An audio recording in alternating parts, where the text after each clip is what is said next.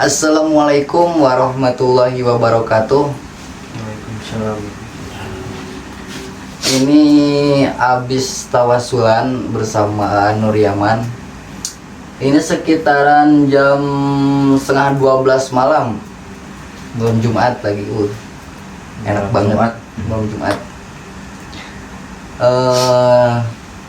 Kebetulan Nur Yamannya nggak ada kegiatan. Terus saya mau nanya-nanya tentang seputaran kegaiban gitu ya. Oke, saksikan terus Sang Putih Channel.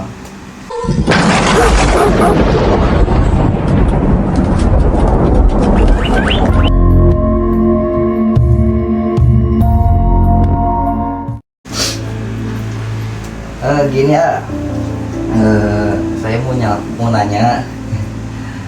Jadi hal yang paling ekstrim, hal yang paling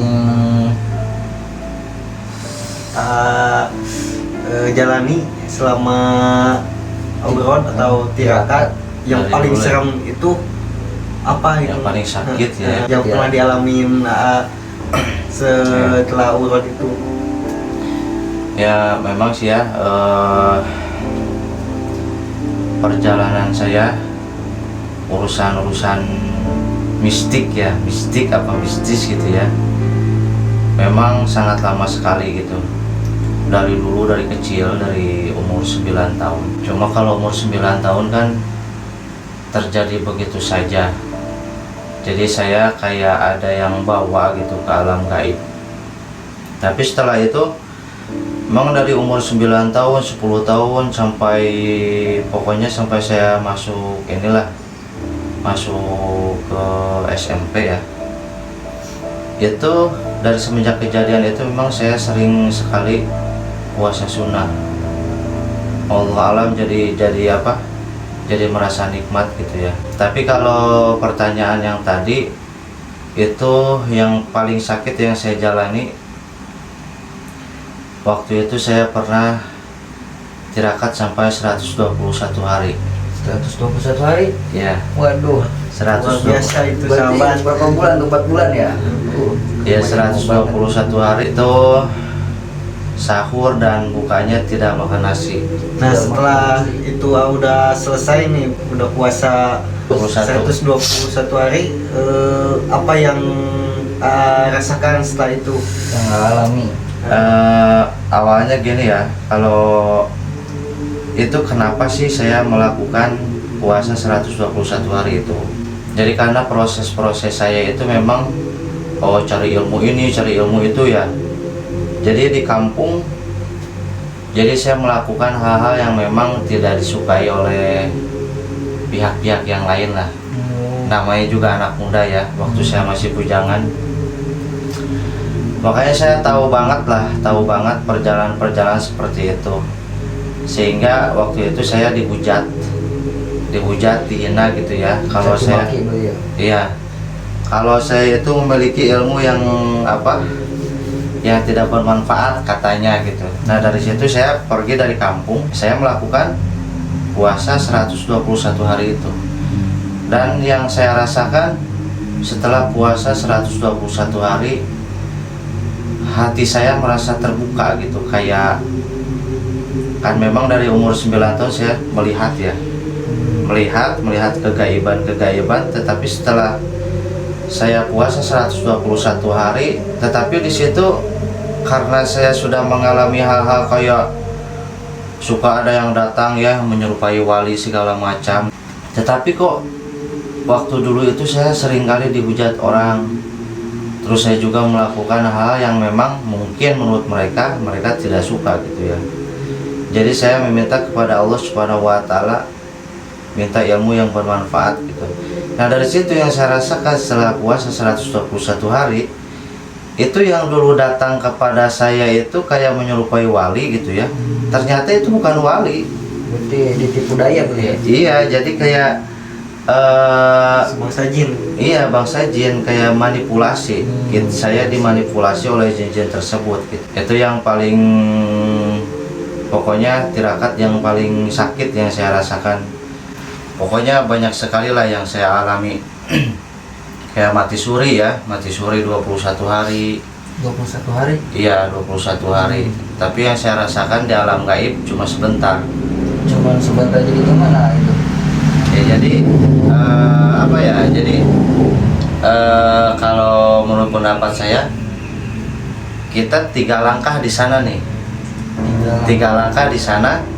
Kalau di sini sudah 1 hari gitu. Oh, jadi double berarti ya? Iya. Makanya kan waktu itu saya mati suri 21 hari di sini. Padahal di sana sebentar gitu. Kayak mati suri di sini 3 hari 3 malam, di sana sebentar banget. Gitu. Nggak kerasa berarti. Nggak kerasa. Berarti saking nikmatnya apa gimana itu?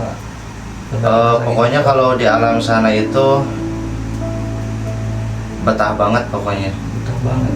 Tetap. Bisa diceritain kalau di alam sana kayak gimana sih? Kita pengen tahu nih. Jadi di alam sana itu beda dengan alam sini ya. Kalau alam sini kan kayak ada sinar matahari gitu ya. Pokoknya ada siang dan malam. Kalau di sana tuh nggak ada. Jadi suasananya itu kayak maghrib gitu, tapi ada merahnya. Ada merah. Jadi tidak ada siang malam. Kayak turun fajar gitu ya. Iya. Kayak ya pokoknya kayak maghrib lah gitu. Kayak terbit fajar ya, apa? Terbenam matahari. Itu alam gaib gitu. Luar biasa banget sahabat. Pengalaman Nur Yaman beh. Jadi pengalaman saya panjang banget dah nyampe sekarang. Pokoknya asli dari kecil sampai sekarang gitu. Jadi yang saya rasakan sekarang ya biasa aja, saya nggak punya apa-apa. Nah di alam gaib itu kan mati suri ya. Iya. Itu ada yang bawa atau gimana sih di alam sana gitu? Ya. Bertemu dengan misalnya bertemu dengan sosok ini, sosok itu, Ya. atau gimana? Ya jadi sebelum mati suri biasanya saya melakukan tirakat. Jadi tidak serta merta langsung mati suri begitu, enggak. Jadi saya melakukan tirakat itu kayak kemarin kan tahun 2021 ya. Itu masih baru banget, bulan Januari ya. Januari berarti baru 9 bulan sahabat. Iya, bulan Januari itu saya melakukan tirakat melek gitu. Itu melek selama 7 hari 7 malam. Saya tidak ngantuk sedikit pun. Oh, luar biasa banget. Tidak ngantuk. Iya, jadi selama ini 1 minggu. 1 minggu saya tidak boleh ngantuk di situ. Tetapi terakhir di saat saya tidur ya begitu, ada yang jemput. Oh, ada yang jemput. Dia sosoknya putih gitu ya? Apa gimana? Iya, jadi saya dijemput oleh sosok yang pakai baju putih, terus pakai sorban hijau. Oh. Dan saya juga bertemu dengan Ibu Ratu Pantai Selatan. Ternyata banyak sekali simbol-simbol yang harus saya pelajari di sana gitu. Karena apa? Apapun sih tergantung niat sih. Kalau saya sih niatnya tidak mau sakti segala macam, itu tidak mau. Jadi saya setiap tirakat saya hanya berniat ingin sekali saya mengenal jati diri saya. Ingin sekali saya mengendalikan hawa nafsu saya. Itu pun sudah berusaha ya. Tapi sekarang belum bisa juga mengendalikan hawa nafsu. Tapi memang kalau yang namanya tirakat itu biasanya ada bonus-bonusnya. Kayak apa itu? Ada bonus-bonusnya, kayak kita tuh kayak lebih melihat lagi gitu, lebih melihat lagi ke alam gaib segala macam, Lebih peka ya. ya lebih peka lagi. Nyampe karena memang seringnya tirakat dengan aurat. Jadi kalau sekarang kalau aurat tuh kayak saya aurat begini nih, tapi saya tuh keluar gitu, keluar dari tubuh saya sendiri gitu. Itu yang dinamakan Rogo Sukmo apa itu? Rogo Sukmo mungkin itu yang dikatakan oleh orang-orang. Tapi saya tidak berniat untuk memiliki ilmu tersebut. Jadi gimana Allah aja lah Berarti gitu. ketidaksengajaan. Ya gitu. Jadi niat saya ya ridho ikhlas aja tirakat gitu. Karena saya ingin sekali mencontoh orang-orang terdahulu ya. Orang-orang terdahulu itu memperbanyak sekali tirakat gitu. Jadi tirakat itu sangat bermanfaat sekali buat lahir batin kita. Buat kesehatan juga bagus tirakat itu. Jadi kayak membersihkan racun-racun juga bagus tirakat. Itu pas Rogo Sukmoanya itu ngerasainnya gimana itu? Saya kalau rasanya itu kalau Rogo Sukmo itu nyaman. Jadi gimana ya? Kayaknya lebih nikmat dari apapun gitu. Pokoknya itu nggak bisa dibayar oleh apapun gitu. Berarti gak bisa dibayangkan ya. Iya, itu suatu kenikmatan yang sangat luar biasa kalau kita memang berzikir aurat dengan ridho ikhlas gitu. Jadi tidak ada apapun selain daripada Allah gitu. Berarti udah nikmat ibadahnya. Jadi Udah memang Allah, sahabat. memang kalau tirakat itu kalau awrodan ya biasanya awal-awalnya itu nanti akan terlihat gambar-gambar gitu. Ada bayang-bayang gitu kan, ada cahaya-cahaya. Gambar-gambar seperti apa itu? Gambar-gambar kayak nanti ada wajah serem gitu kan yang datang, ada sosok apa. Nah sebetulnya kalau menurut saya itu masih di tahapan dasar. Itu tahapan dasar. Memang tahapan dasar itu biasanya gambar-gambar yang serem, kayak ngelihat pocong apa genderuwo atau apa ya, atau yang lain lah. Biasanya itu memang dari halusinasi. Jadi nafsu kita sendiri gitu. Imajinasi berarti. Imajinasi. Jadi bagaimana caranya kita menghilangkan semua itu, kita mengabaikan semua itu, terus kita zikir atau aurat ridho ikhlas karena Allah gitu. Jadi semua itu hilang. Pasrah berarti. Iya, jadi kitanya keluar nanti gitu. Itu pas ngerogoh sukmo itu berbentuknya gimana gitu? Pas badannya sama seperti gini apa ada yang berubah gitu? Ada yang berubah. Misalkan saya pakai baju gini nih ya, tapi pas saya keluar saya ngeliat diri saya sendiri pakai baju putih semua. Tapi yang anehnya itu pas saya raga sukmo ya keluar, saya ngelihat tubuh saya sendiri dan saya juga ngelihat wajah saya sendiri. Wallahualam itu kenapa gitu. Tapi itu bisa berbicara gitu sama Bisa. yang satu itu. Oh sama yang ini? Enggak. Jadi kalau itu lain lagi ya, kalau itu lain lagi. Jadi sebelum merogoh sukmo, nah ini karena ama bertanya seperti itu. Jadi saya pernah mengalami begini nih. Yaitu pengalaman saya bertemu dengan diri saya sendiri gitu ya. Kalau yang tadi kan bukan ya. Jadi sukmonya ngelihat raga. Kalau ini raga ngelihat sukmo gitu. Berhadapan gini ya. Iya. Jadi itu kejadiannya tahun 2016. Udah lama berarti. Iya, udah 5 lama. tahun ya. Iya, jadi saya karena sering tirakat. Berarti beda kalau kan disebut jati diri atau sukma sejati itu karena tadi ngergo sukmo. Perbedaan sama sukma sejati itu gimana kan kalau Berarti roga sukmo itu kan nggak bisa komunikasi nih. Tapi kalau sukma sejati bisa. Ya. Ya Nah, jadi itu kalau gimana tuh? kalau rokok sukmo itu biasanya memang itu di bawah sadar sih. Bawah sadar. Masih di bawah sadar. Jadi kita zikir karena kita terbuai gitu dengan nikmatnya zikir tersebut, akhirnya sukmo kita keluar. Jadi sukmo kita bisa melihat raga. Itu di bawah sadar sih. Kalau yang namanya sukmo sejati menurut saya nih sahabat. Jadi saya ngalamin tahun 2016. Jadi karena saya sering tirakat. Terus juga saya sering memang ada biasa ya kalau tirakat itu memang kata guru dulu. Jadi kalau kamu dihina, difitnah segala macam, kamu harus merasa nikmat. Itu kan termasuk tirakat yang sebetulnya. Termasuk tirakat. Tirakat yang sebetulnya dikala kita dihujat, difitnah segala macam, kita bersabar, itulah tirakat yang sebetulnya. Jadi berapa tahun saya bertirakat.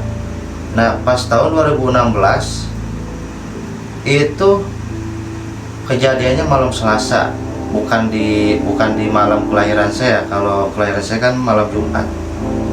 Jadi malam Selasa biasa saya matikan lampu. Pokoknya gelap lah semua gitu, gelap semua. Tapi pas saya berzikir, saya melihat ke depan saya itu ada cahaya. Ada cahaya, berarti otomatis karena kena pantulan saya dari belakang, berarti ada bayangan saya gitu. Pas saya nengok ke belakang itu nggak ada cahaya, nggak ada apa-apa. Pas saya ke depan ada lagi bayangan saya. Itu saya ikutin bayangan saya sendiri, dia ngikutin juga. Pas saya fokus begini, dia keluar dari tembok tersebut dan dia ngomong kepada saya. Itu mirip banget wajahnya dengan saya, tapi pakai baju putih. Tapi kayak semacam dia pakai mahkota gitu. Wajahnya mirip, bukan mirip, memang sama gitu. Ada rambutnya gitu. Iya, rambutnya sama kayak saya. Jadi dia bilang begini, maaf ya selama ini kita belum berjumpa katanya. Alhamdulillah pada malam ini kita berjumpa. Yuk kita bareng-bareng beribadah kepada Allah. Di situ saya menangis. Itu menangis di situ. Itu salaman begini, salaman.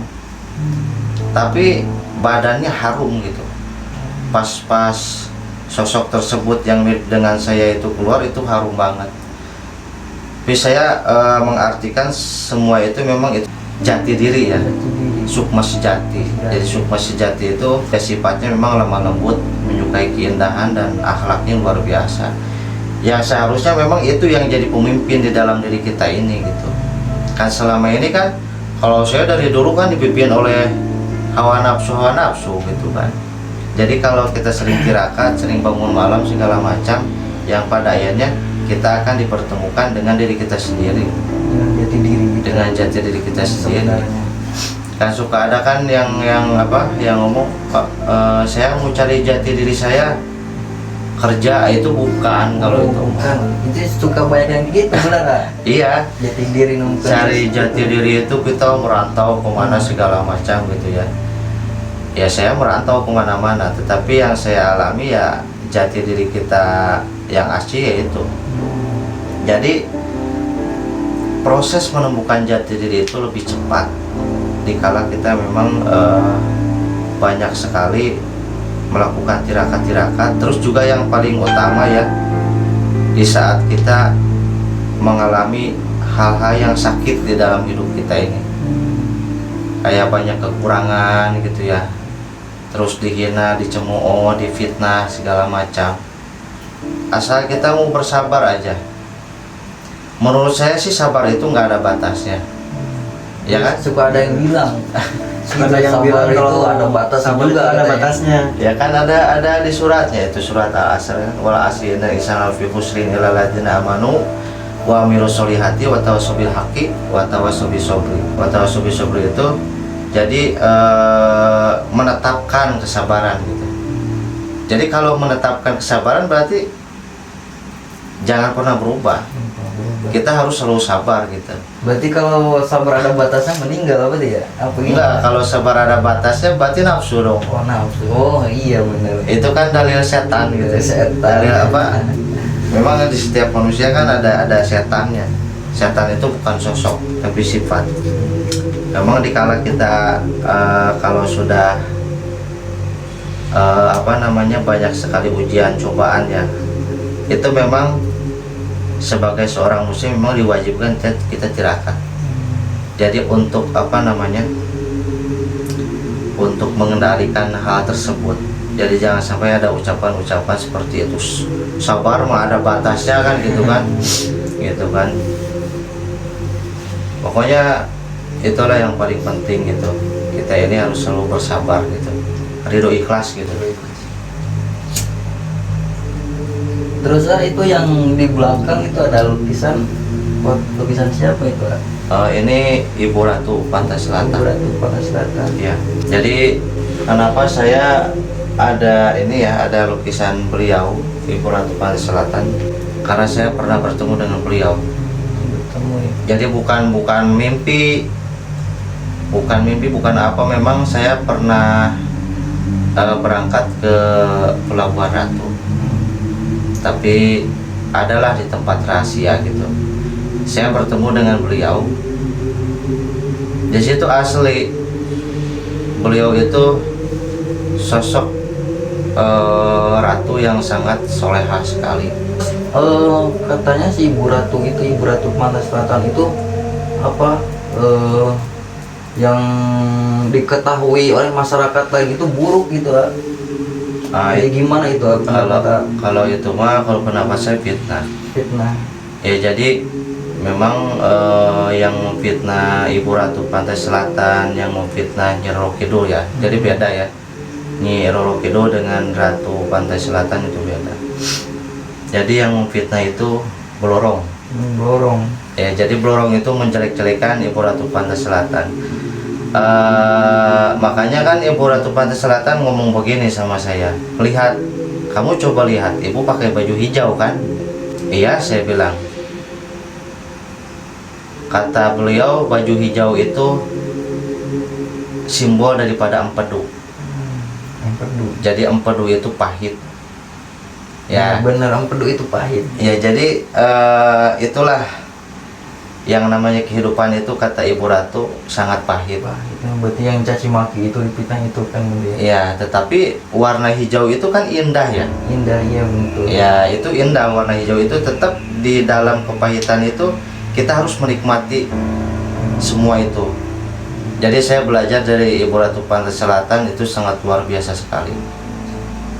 Makanya kan sampai Ibu Ratu Pantai Selatan ngomong begini, ibu juga memang banyak sekali difitnah oleh makhluk-makhluk gaib lah, oleh siapalah gitu.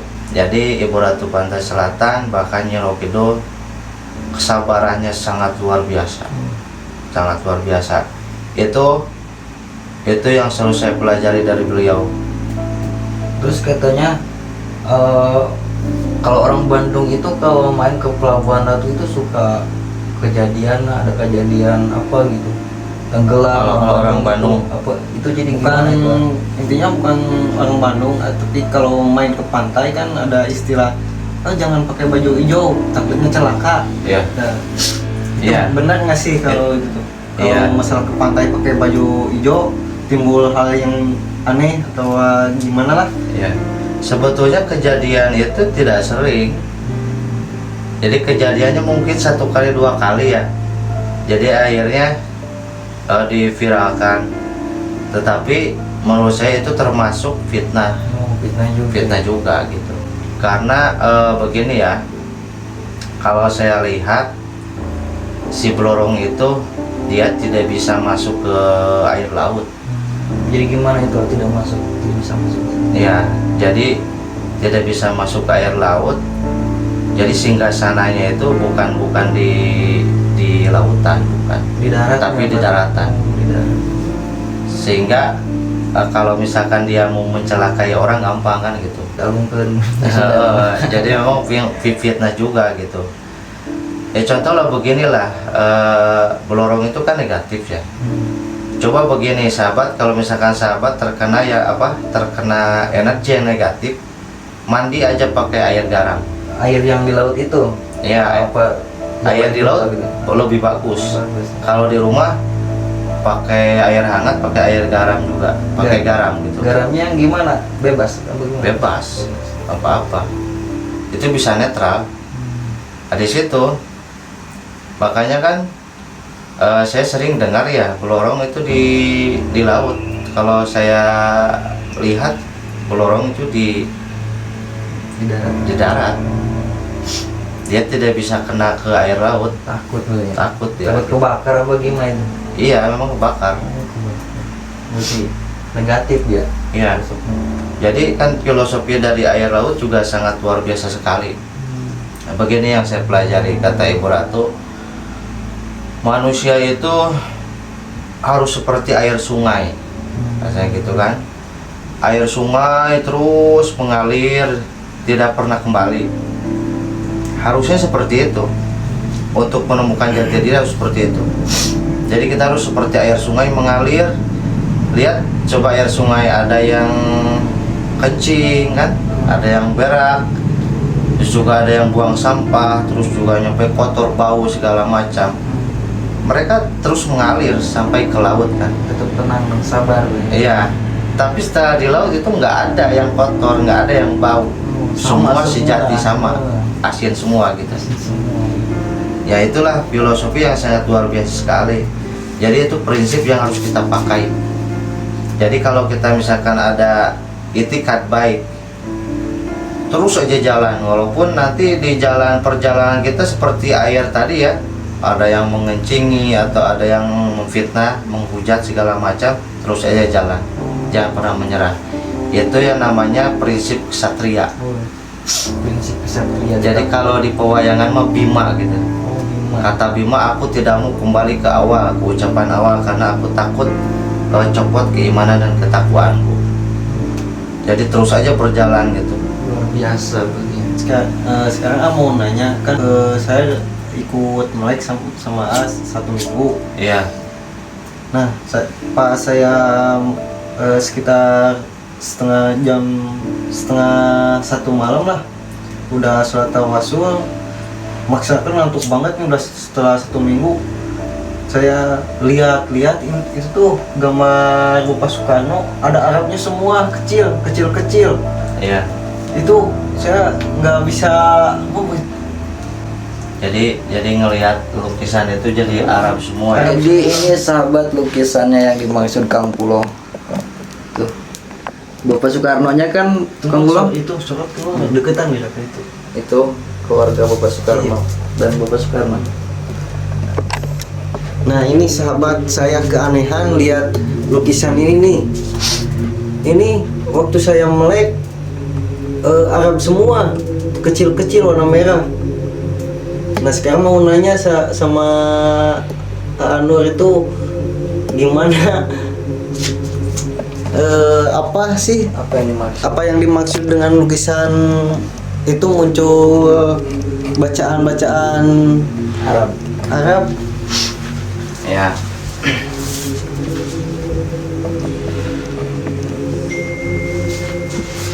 Ya jadi memang yang Kang Pulo pertanyakan itu memang di dalamnya itu ada Arabnya, tetapi tidak semua orang bisa melihat.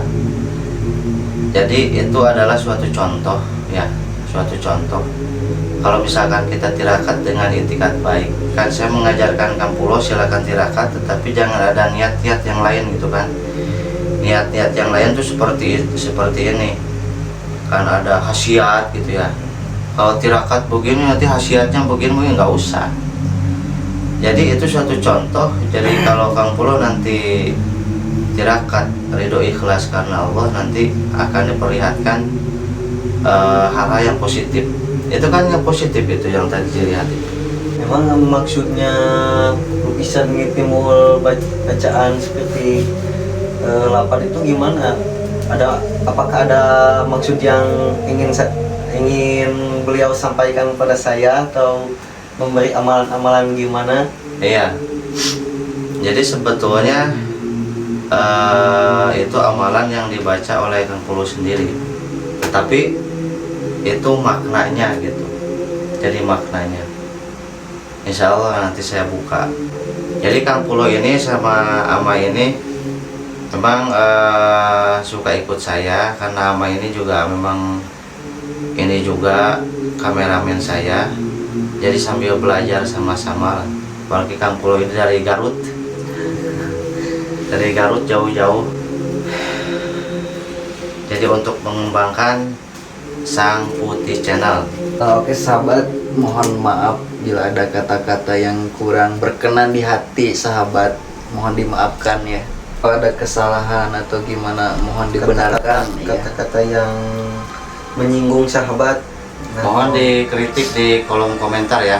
Jadi sahabat-sahabat, khususnya untuk sahabat-sahabat Sang Putih Channel yang selalu mendukung, yang selalu mensupport, semoga kalian semua sekeluarganya selalu diberikan kesehatan, amin. selalu dilancarkan dalam segala urusan. Amin. Terus dukung Sang Putih Channel, karena Sang Putih Channel punya itikat baik ya. Jadi ingin sekali mengangkat derajat-derajat orang-orang yang tidak mampu gitu nantinya, insya Allah ya, amin ya. Dan untuk sahabat-sahabat yang belum dan yang mau ya, Ridho Ikhlas mendukung Sang Putih Channel, silahkan subscribe, like, komen, dan kalau suka dengan video-video Sang Putih Channel silahkan share ya. Share di media sosial di mana-mana silahkan. Dan jangan lupa nyalakan tombol lonceng notifikasinya, ting ting. ya, lonceng notifikasinya agar sahabat-sahabat selalu mengetahui video-video terbaru dari Sang Putih Channel. Jadi dukungannya sahabat. ya, jadi insya Allah nanti kita akan syuting-syuting lagi keluar. Jadi kami sekarang lagi rehat dulu, lagi menjalani tirakat-tirakat dulu gitu kan. Oke sahabat Sang Putih Channel, mungkin itu saja video kali ini dari kami. Kami sangat berterima kasih sekali kepada semua. Kami pamit. Wassalamualaikum warahmatullahi wabarakatuh.